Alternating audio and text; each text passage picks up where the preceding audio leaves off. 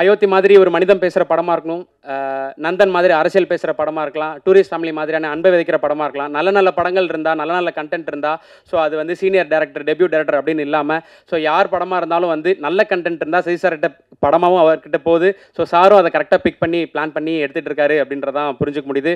So தர்மதாஸ்ன்ற character மூலிமா ஏற்கனவே சசி சாரை வந்து நமக்கு ரொம்ப பிடிக்கும். ஸோ இப்போ இன்னும் ரொம்ப பிடிக்கும் அப்படின்ற மாதிரியான விஷயமா ஆயிருக்கு. ஸோ ஏற்கனவே வழக்கமாக சொல்கிற மாதிரி டூரிஸ்ட் ஃபேமிலி குடும்பத்துடைய குடும்ப தலைவன் சசிகுமார் என்கின்ற தர்மதாஸ் அவர்களை அன்போடு பேச அழைக்கிறேன். எல்லோருக்கும் வணக்கம். பிரசன்ட் மீடியாவுக்கு ரொம்ப நன்றி. அந்த வெற்றி விழான்றதை விட உங்களுக்கு எல்லாருக்கும், மக்களுக்கும், பிரசன்ட் மீடியாவுக்கும் சொல்கிற நன்றி விழா தான். நாங்கள் எல்லோரும் உங்களுக்கு நன்றி சொல்கிற விழாவாக தான் அதை பார்க்குறேன். ரொம்ப சந்தோஷம். இந்த படம் பார்த்துட்டு வந்து நீங்கள் எல்லோரும் சொன்னீங்க, என்னோடய பத்திரிக்கை நண்பர்கள்லாம் சொன்னாங்க, உங்கள் சம்பளத்தை ஏற்றிடுவீங்களா அப்படின்லாம் கேட்டாங்க. ஃபஸ்ட்டு கண்டிப்பாக முதல் கண்டிஷன் சம்பளம் ஏறாது, அதே சம்பளம் தான், அதை உறுதியளிக்கிறேன். ஏன்னா இந்த பட்ஜெட்டில் இப்படி தான் எடுக்கணும். சம்பளம் ஒவ்வொருத்தவங்க சம்பளம் ஏற்றும் போது அடுத்த இது பண்ணும்போது அந்த பட்ஜெட் ரொம்ப ஜாஸ்தியாகும். இதை விட உங்களுக்கு தெரியும் மார்க்கெட்டில் ரொம்ப கம்மியாகும் அப்படின்ற ஒரு விஷயங்கள்லாம் தெரியும் சம்பளத்தில் ஏற்றலை. இன்னும் ரொம்ப சந்தோஷம் என்னென்னா, எனக்கு பல ஆண்டுகளுக்கு அப்புறம் இவ்வளோ பெரிய வெற்றி கிடச்சிருக்கு. அதுதான் ஒன்று. இவ்வளோ பெரிய வெற்றி கிடச்சிருக்கு, பெரிய வெற்றி. இது என்னோடய வெற்றியாக நான் நினைக்கல. இந்த படம் வெற்றியை வந்து ஒரு சசிகுமார் ஜெயிச்சிட்டான், ஒரு $1 மில்லியன் ஜெயிச்சிருச்சு அப்படின்னு நினைக்காதீங்க. புது இயக்குநர்களுக்கு சான்ஸ் கொடுக்கலாம். இனிமேல் எல்லாம் புது இயக்குநர்கள், தோல்வி அடைஞ்ச இயக்குநர்களுக்கு நம்பிக்கை கொடுத்துருக்கு. இந்த படம் வந்து நம்பிக்கை தான் கொடுத்துருக்கு. நாங்களாம் உங்களுக்கு நம்பிக்கை தான் கொடுத்துருக்கோம். பொறுமையாக காத்துக்கிட்டு அதுக்கான இதில் இருந்தால் கண்டிப்பாக நமக்கு வந்து வெற்றி கிடைக்கும். இன்னொன்று, நம்ம தோல்வியை ஒத்துக்கணும். நான் தோல்வி அடைஞ்சிருக்கேன். என் தோல்வியை ஒவ்வொரு தடவையும் நான் ஒத்துக்கிட்டேன். இந்த படம் முதல் நாள் கலெக்ஷன் என்ன உங்கள் எல்லாருக்கும் தெரியுமா? இந்த படம் முதல் டே வியாழக்கிழமை போட்டப்போ இதோட முதல் கலெக்ஷன் என்னென்ன மீனாட்சி என்ன சொல்லுங்கள்? ₹2 வருமா? ₹2.25 வருமா? வந்துருச்சா? உண்மையை பேசுவோம். இது எதுக்கு போய் நடிகர்கள்ட்ட உண்மையை சொல்லுங்கள். எவ்வளோ ஓடி இருக்குன்னு சொல்லுங்கள். ஏன் மறைக்காதீங்க. எவ்வளோ ஓடி இருக்குன்னு சொன்னால் தான் யாரும் சம்பளம் ஏற்ற மாட்டாங்க, யாரும் எதுவும் பண்ண மாட்டாங்க, உண்மையாக இருப்பாங்க. அப்போ நீங்கள் ஒவ்வொரு தடவையும் சொல்லும்போது தான் சார் இந்த 2.5 ஏன் நான் சொல்கிறேன்னா, முதல் நாள் இந்த படத்தோட கலெக்ஷன் 2.5 அப்படின்னா என்னோடய மொத்த படம் ஒரு படம் வந்து 2.5 தான் கலெக்ட் ஆகிருக்கு. அதை நான் தெரிஞ்சுக்கிட்டேன். ஸோ என்னுடைய இந்த படம் ஒரு படம் 2.5க்கும் ஓடி இருக்குது, இப்போ பல கோடிக்கு ஓடி இருக்குது. இதோட இது உங்களுக்கு தெரியும். இது பெரிய ஹையஸ்ட். என்னுடைய ஹையஸ்ட் இது வந்து குட்டிப்புலி தான். சுந்தரபாண்டியனும் குட்டிப்புலி தான். அந்த குட்டிப்புலியும் சுந்தரபாண்டியனும் ஹையஸ்ட் கலெக்ஷனை இந்த டூரிஸ்ட் ஃபேமிலி வந்து அடிச்சிருக்கு. அது ரொம்ப சந்தோஷமாக இருக்குது.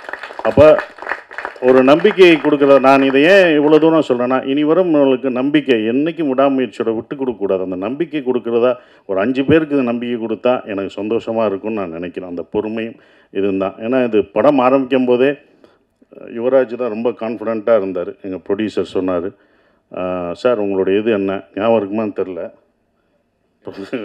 இது எவ்வளோ போகும்ட்டு. சார் உங்கள் இதை கண்டிப்பாக இந்த படம் மேலே என்னோட நம்பிக்கை வச்சது இந்த ப்ரொடியூசர்ஸ் 2 பேரும் தான். அவங்க தான் இது மேலே ரொம்ப நம்பிக்கை வச்சாங்க. சார் இது நல்லா வரும் சார். எனக்கு சுந்தரபாண்டியன் உங்களை எப்படி எல்லாருக்கும் பிடிச்சதோ, சின்ன பசங்கள்லேருந்து வயசானவங்க வரைக்கும் உங்களுக்கு எப்படி பிடிச்சதோ, இந்த படத்தில் வர தர்மதாஸ் கேரக்டர் எல்லாருக்கும் பிடிக்கும் சார்னு தேட்டரில் போய் பார்க்கும்போது அதை உணர்ந்தோம். ஒவ்வொரு தேட்டரும் படும்போது மக்கள் வந்து ரொம்ப நாளைக்கு அப்புறம் குடும்பமாக ஒரு தேட்டரில் வந்து படம் பார்க்குறேன். எல்லாம் ஓடிடியில் இருக்காங்க, வீட்டில் இருக்காங்கன்னு நினச்சிட்டு இருந்தோம். நல்ல படம் கொடுத்தா அவங்க வர்றாங்கன்றது இப்போ தெரிஞ்சுக்கிட்டேன். நான் தெரிஞ்சுக்கிட்டேன், இது எனக்கு தான்.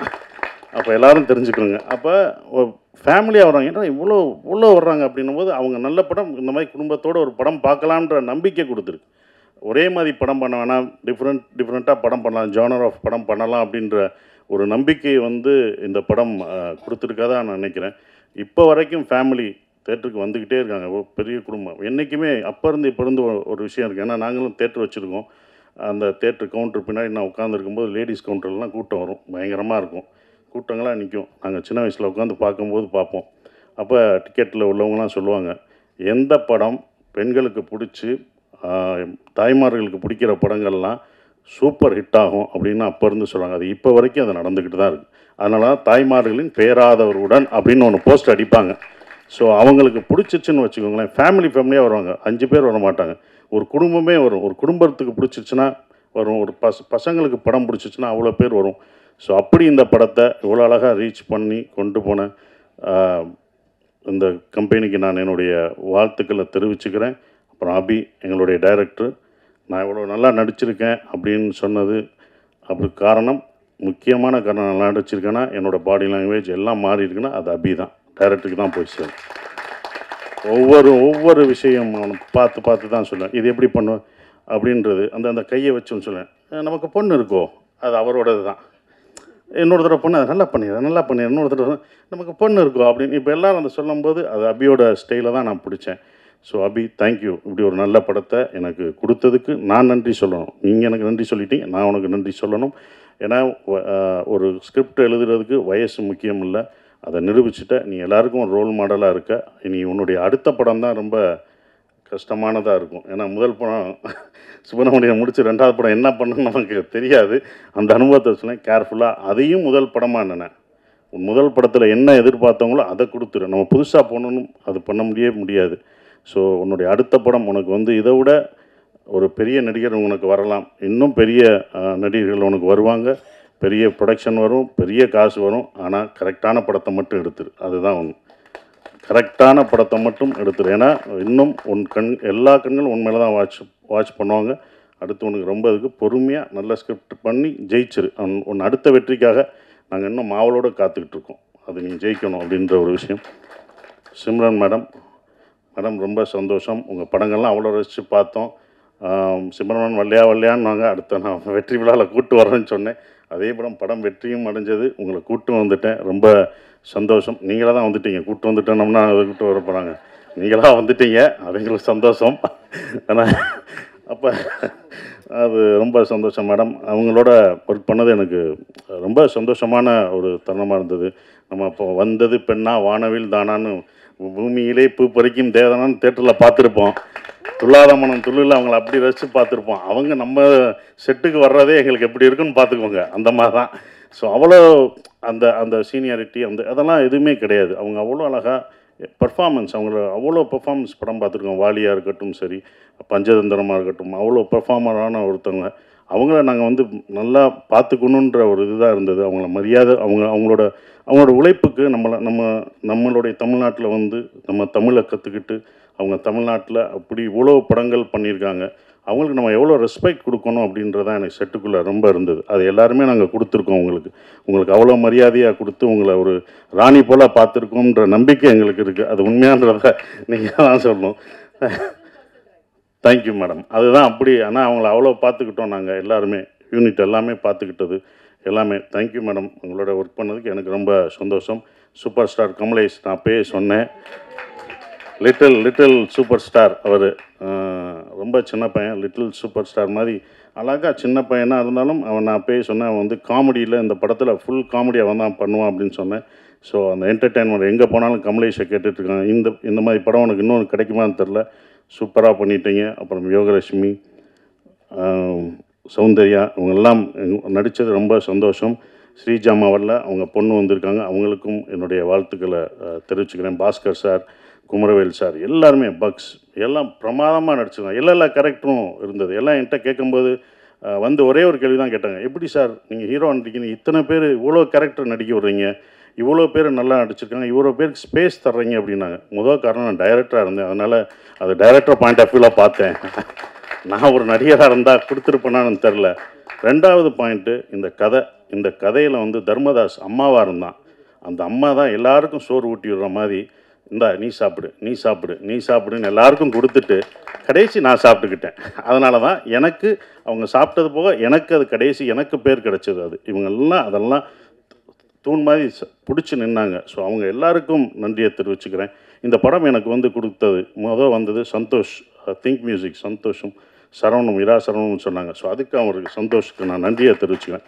ஒவ்வொரு விஷயத்துக்கும் அவங்க வருவாங்க. எங்களோட சுப்பிரமணிய படத்துலேருந்து ட்ராவல் பண்ணுறாரு. ஸோ இப்படி ஒரு படத்தை கொடுத்தது தேங்க்யூ சந்தோஷ். அப்புறம் எடிட்டர் எல்லாருக்கும், என்னோடய காஸ்டியூம் நல்லா பண்ணமா, அந்த தர்மதாஸ் காஸ்டியூம் நல்லா இருந்துச்சு. என்னடா கட்டம் போட்டது, என்னடா கிரே கலராக கொடுக்குறாங்க நாங்கள். அப்போ அதுக்கு ஒரு காரணம் சொன்னாப்புல, சார் கிரே நீங்கள் வேலை கிடைக்கிற வரைக்கும் கிரே போடுவீங்க, அதுக்கப்புறம் வேலை கிடைச்சோன்னே வேறு மாறுவீங்கன்னு சொன்னீங்க. அந்த போஸ்டரே அந்த காஸ்டியூமே உங்களுக்கு ரொம்ப அதான் அந்த டிசைன்ஸ் ரொம்ப பிடிச்சது. நான் ஆரம்பத்திலே சொன்னேன், இந்த படம் வந்து உலகத் தமிழர்கள் மட்டும் இல்லை, உலக லெவலில் இந்த படம் பெரிய வெற்றி அடையும்னு நான் சொன்னேன்.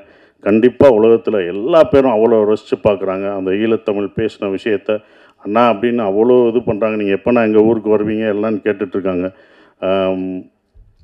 அபி, இது யாருக்கும் கிடைக்காத ஒன்று கிடச்சிருக்கு. இனி உங்களை அப்படி கொண்டாடுவாங்க வெளிநாடு போனால். நம்ம ஊரில் நம்ம மக்கள் எப்போதும் கொண்டாடுவாங்க. ஆனால் வெளிநாட்டில் அவங்க இன்னும் உன்னையும் எல்லாரும் இந்த டீமில் இந்த படத்தில் நடித்தவங்க எல்லாத்தையும் அவ்வளோ ரசித்து கொண்டாடுவாங்கன்ற நம்பிக்கை எனக்கு இருக்குது. ஏன்னா வெளிநாடுகளில் இந்த படம் அவ்வளோ வெற்றி அடைஞ்சிருக்கு, ஹையஸ்ட்டாக போயிட்டுருக்குன்றாங்க, பல தேட்டர்களில் போயிட்டுருக்குன்றாங்க. ஸோ அது ரொம்ப சந்தோஷத்தை கொடுக்குது.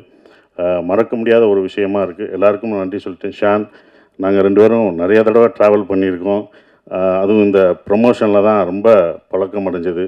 அப்புறம் எங்களுடைய எழுத்தாளர், கவிஞர், மறக்கவே முடியாது மோகன்ராஜ், முதல் படத்தில் இது பண்ணுறது இப்போ வரைக்கும் ட்ராவல் பண்ணது மறக்கவே முடியாது. ஸோ எல்லாருக்கும் நன்றியை தெரிவிச்சுக்கிறேன். அப்புறம் விஜய், அவங்கெல்லாம் வந்து ப்ரொமோஷன், இதில் வந்து ப்ரொடக்ஷனில் ரொம்ப சொல்கிறது ப்ரொமோஷன் தான். அவ்வளோ இது பண்ணிட்டாங்க தம்பி. ப்ரொமோஷன்லாம் ரொம்ப அழகாக சிறப்பாக என்ன பண்ணணும் அப்படின்னு அதுக்கே தனியாக அவங்க செலவழிச்சாங்க. அதெல்லாம் நான் கற்றுக்கிட்டேன். ஒரு படத்தை வந்து எடுக்கிறது பெருசு இல்லை, அதை கொண்டு போய் மக்கள்கிட்ட சேர்க்குறது தான் ரொம்ப முக்கியமான விஷயம். அதை அவ்வளோ அழகாக சேர்த்தாங்க. விஜயும் வெங்கட்டும் அதுக்கு முக்கிய ஒரு விஷயமாக இருந்து அதை கொண்டு போனாங்க. ஹரீஷன், ஹரீஷன் இருக்கார், அவர் வந்து எல்லாத்தையும் எங்களை சேர்க்குறது ரொம்ப கஷ்டம். இவங்கெல்லாம் டேட் வாங்கி இவங்கெல்லாம் ஒன்று இணைச்சி அந்த ஒரு நாள் கொண்டு வர்றது ரொம்ப சந்தோஷமாக இருந்தது. அதுக்கு நன்றியை தெரிவிச்சுக்கிறேன். குறிப்பாக மறுபடியும் நம்ம யுவராஜுக்கு சொல்கிற ஒரே ஒரு விஷயம், ரொம்ப நன்றி. ஏன் சொல்கிறேன்னா, இந்த பட்ஜெட்டாக இந்த படம் எடுக்கலை, அவங்க 2 படம் எடுத்திருக்காங்க. 2 படத்தோட இந்த படத்தோட பட்ஜெட் ஜாஸ்தி தான். நானே சொல்லுவேன், வேணாம் இவ்வளோ போகாதீங்க அப்படின்னு நான் சொல்லுவேன். அவங்களோட சண்டைலாம் போட்டிருக்கேன், வேணாம் என்னை வச்சு மினிமம் பட்ஜெட்டில் எடுங்க, இவ்வளோ போகாதீங்க அப்படின்வேன். அது அவருக்கும் சொல்லியிருக்காங்க, இவரை வச்சு ஏன் எடுக்கிறீங்க, இது போகாமல் என்னன்னு பார்த்துக்கோங்கன்னு அவருக்கும் சொல்லியிருக்காங்க. அவர் என் மேலே நம்பிக்கை வச்சுருந்தார். அதோட இல்லை சார் நான் நம்பிக்கிறேன் சார். நானே சொல்லுவேன், ராமேஸ்வரம் போகும்போதும் நான் சொல்லுவேன், பட்ஜெட் ஏறிடுச்சுன்னா அவங்களோட நான் சண்டை போடுவேன். இதோட 25ஆம் தேதி ஏன் போடுறீங்க, கிறிஸ்மஸ் ஹாலிடேஸ் எல்லாம் டபுளாக இருக்கும், வெளில வேணாம் சார், பரவாயில்ல சார் அப்படின்னு சொன்னாங்க. இந்த படத்து மேலே அவங்க அவ்வளோ நம்பிக்கை வச்சுருந்தாங்க. அந்த நம்பிக்கை வீண் போகலை. இந்த வெற்றி எங்களோட வெற்றி இல்லை, இது தமிழ் சினிமாவின் வெற்றியாக தான் நான் கருதுகிறேன். குடும்ப படங்கள் நிறையா வருன்ற நம்பிக்கை எனக்கு இருக்குது. ஸோ இன்னும் மாறும், நிறையா படங்கள், நிறையா ஜேனர் படம் வரும்னு நினைக்கிறேன். உங்கள் எல்லாருக்கும் என் நன்றியை தெரிவித்து அப்படியே நன்றி. தேங்க்யூ.